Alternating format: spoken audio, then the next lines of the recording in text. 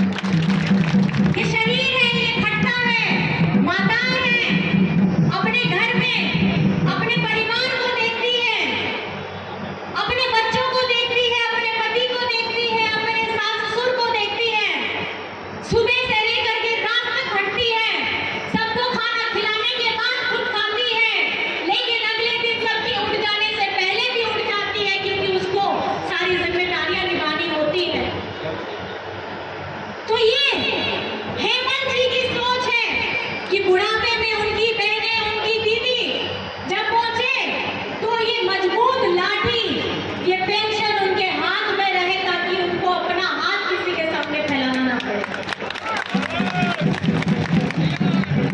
हमारा हरियाणा सरकार एक तरफ अगर आप देखेंगे तो बीजेपी वाले जब डबल इंजन की सरकार चल रही है, हमारे किसान भाई लेकिन झुके नहीं हैं।